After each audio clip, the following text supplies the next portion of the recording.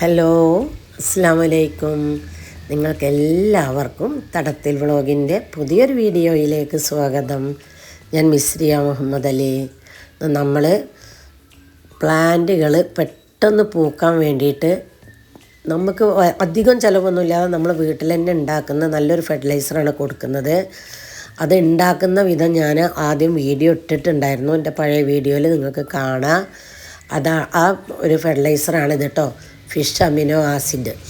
അത് നമ്മൾ fish amino acid എങ്ങനെ കൊടുക്കുന്നതെന്ന് വെച്ചാൽ 1 മില്ലി 1 ലിറ്റർക്ക് എന്നുള്ള കണക്കിലാണ് നമ്മൾ കൊടുക്കേണ്ടത്. 5 ലിറ്റർ വെള്ളത്തിലേക്കാണ് ഞാനത് കൊടുക്കുന്നത്, 5 ml. അപ്പോൾ ഏകദേശം ഒരു സ്പൂണിൻ്റെ കണക്കിലാണ് ഞാനിത് എടുക്കുന്നത്. ഇത് ഫിഷ് അമിനോ ആസിഡ് ഉണ്ടാക്കിയതാണ്. നമ്മളിത് കഴിഞ്ഞ് തുടങ്ങി 2 വർഷത്തോളമായി ഇത് ഉണ്ടാക്കിയിട്ട്. വെള്ളം ചേരാത്ത എന്ത് സാധനം കൊണ്ടും ഇതെടുക്കാം. വെള്ളം ഇതിൽ ചേരാൻ പാടില്ല, പുഴു വരും. അപ്പോൾ ഈ ഒരു സ്പൂൺ എടുത്താൽ ഏകദേശം 5 മില്ലി ഉണ്ടാവും. ഇനി 10 മില്ലി ആയാലും കുഴപ്പമില്ല എന്ന് പറയും. പച്ചക്കറിക്കും സാധാ ചെടികൾക്കൊക്കെയാണ് 10 മില്ലി എടുക്കേണ്ട ആവശ്യമുള്ളൂ, 2 ml വെച്ച് 1 ലിറ്റർക്ക്. അപ്പോൾ ഞാനൊരു 5 ml തന്നെ മതി എന്നുള്ള കണക്കിനാണ് ഞാൻ എടുക്കുന്നത്. ഒരു ഇത്തിരിയൊക്കെ ഏറിയാലും കുഴപ്പമില്ല. അപ്പോൾ ഈ 1 ലിറ്റർ വെള്ളത്തിൽ അത് കലക്കിയിട്ട് നല്ലോണം അരിച്ച് ഒഴിക്കുക സ്പ്രേയർക്ക്. എന്നിട്ട് അതിൽ ബാക്കി 5 ലിറ്റർ വെള്ളം കൂടി ചേർത്തിട്ടാണ് നമ്മൾ സ്പ്രേ ചെയ്യേണ്ടത് കേട്ടോ.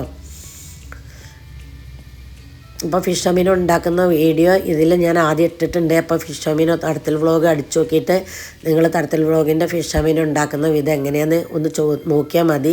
അപ്പോൾ നിങ്ങൾക്കത് കാണാൻ പറ്റും കേട്ടോ. ഞാൻ വീണ്ടും ആവർത്തിച്ച് പറയാമെന്ന് വിചാരിക്കേണ്ട. 1 ml വെച്ച് 1 ലിറ്ററിൽ 5 ml ഒരു ബോട്ടിലാണിത്. അതിലേക്കാണ് ഞാൻ ഈ 5 ml കലക്കി ഒഴിക്കുന്നത് കേട്ടോ. 1 സ്പൂൺ എടുത്തിട്ട് അത് 1 ലിറ്റർ വെള്ളത്തിൽ കലക്കിയിട്ട് സ്പ്രേയറിൽ ഒഴിക്കുകയാണ്. എന്നിട്ട് ബാക്കിക്ക് വെള്ളം ഒഴിച്ചിട്ടാണ് നേർപ്പിക്കുന്നത് കേട്ടോ.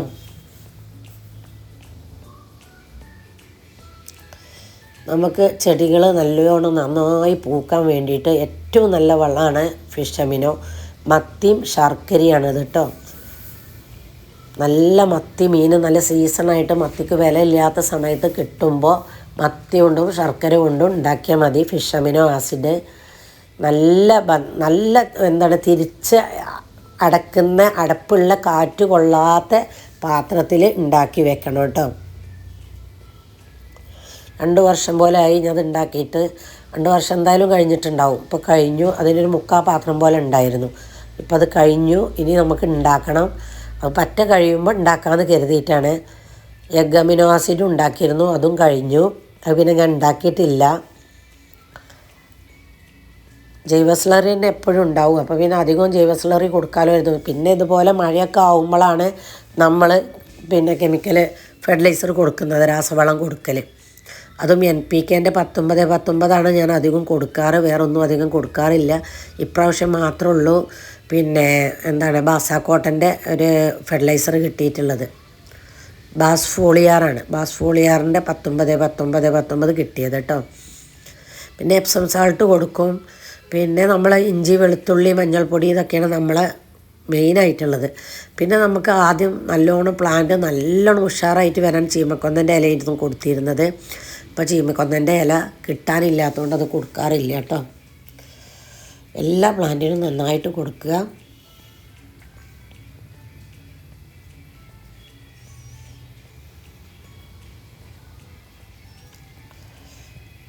സീഡ്ലിങ്ങൊക്കെ അപ്പോൾ നല്ല വലുതായാലും തുടങ്ങിയിട്ടോ. ചെറിയ സീഡ്ലിംഗ് ആയിരുന്നു അത്.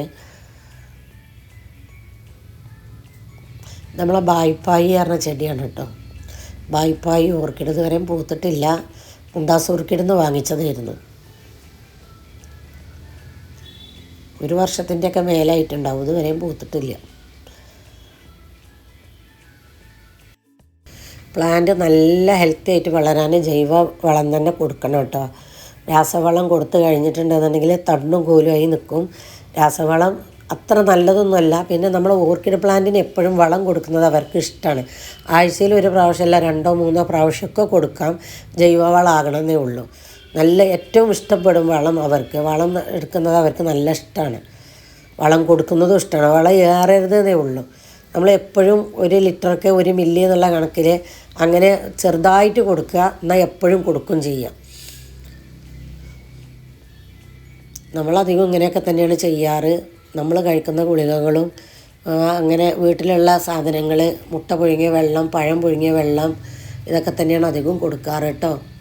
പ്ലാന്റൊക്കെ ഉഷാറായിട്ട് ഹെൽത്തി ആയിട്ട് തന്നെ വരുന്നുണ്ട്. പിന്നെ ഇപ്പോൾ എന്താ അറിയില്ല, പൂവ് പൊതുവേ കമ്മിയാണ്. ഉണ്ടാകുന്ന പൂക്കളൊക്കെ മക്കൾ ഒടിച്ചിട്ടും ചെയ്തിരുന്നു. അപ്പോൾ മക്കൾക്കൊക്കെ സ്കൂൾ തുറന്നുകൊണ്ട് ഇപ്പോൾ മുട്ടും പൂവൊക്കെ കുറേശ്ശെ വരുന്നുണ്ട്.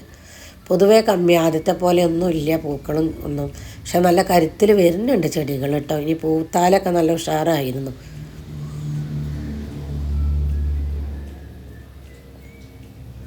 അപ്പോൾ മൊത്തത്തിൽ വേരിനും ഇലക്കും ഒക്കെ കൊടുക്കട്ടോ, തണ്ടിനും ഒക്കെ കൊടുക്കുക, എല്ലായിടത്തും കൊടുക്കുക. ലീഫിൻ്റെ അടിയിലൊക്കെ പ്രത്യേകം കൊടുക്കാൻ ശ്രമിക്കണേ. ലീഫിൻ്റെ അടിയിൽ നിന്നാണ് അതിൻ്റെ വേര് വളമൊക്കെ വലിച്ചെടുക്കുക എന്ന് പറയും. ജലദോഷം പിടിച്ചേക്കണം, അതുകൊണ്ട് ആ സൗണ്ട് അടച്ചിട്ടുള്ളത് കേട്ടോ. അപ്പോൾ എൻ്റെ വീഡിയോ ഒക്കെ നിങ്ങൾക്ക് എല്ലാവർക്കും ഇഷ്ടപ്പെട്ടിട്ടുണ്ടാവുമെന്ന് കരുതണു. ഇഷ്ടപ്പെട്ട ലൈക്കും കമൻറ്റും ചെയ്യണേ. അതുപോലെ നിങ്ങളെ കൂട്ടുകാർക്കൊക്കെ ഷെയറും ചെയ്ത് കൊടുക്കണം കേട്ടോ. പിന്നെ അതുപോലെ തന്നെ സബ്സ്ക്രൈബ് ചെയ്യാതെ ആരെങ്കിലും കാണുന്നുണ്ടെങ്കിൽ സബ്സ്ക്രൈബും കൂടി ചെയ്യണേ. എന്നാൽ ഞാൻ ഇടുന്ന വീഡിയോ ഒക്കെ നിങ്ങൾക്ക് അപ്പം തന്നെ കിട്ടും. പിന്നെ ഇതിൻ്റെയൊക്കെ വീഡിയോ, വിശദമായിട്ടുള്ള വീഡിയോ പിന്നെ ആദ്യം ഞാൻ ഇട്ടിരുന്നു. അപ്പോൾ എൻ്റെ ആദ്യത്തെ വീഡിയോ ഒക്കെ കണ്ടാൽ നിങ്ങൾക്ക് ഒരുപാട് നീണ്ടതാണെന്ന് തോന്നണില്ല എന്നുണ്ടെങ്കിൽ അതൊക്കെ ഒന്ന് പോയി കണ്ടു നോക്കണം കേട്ടോ. എന്നിട്ട് അതുപോലെയൊക്കെ ഒന്ന് വളർത്താൻ നോക്കണം. പുതുതായി വളർത്തുന്നവർക്കൊക്കെ ഉപകാരപ്പെടുന്ന വീഡിയോ ആണ് ഞാൻ ഇട്ടിട്ടുള്ളതൊക്കെ. അവരെ പ്ലാന്റുകളൊക്കെ അതുപോലെ വളർത്തുകയാണെന്നുണ്ടെങ്കിൽ നല്ല ഹെൽത്തി ആയിട്ട് നിൽക്കും ചെയ്യും കേട്ടോ. Okay, thank you for watching.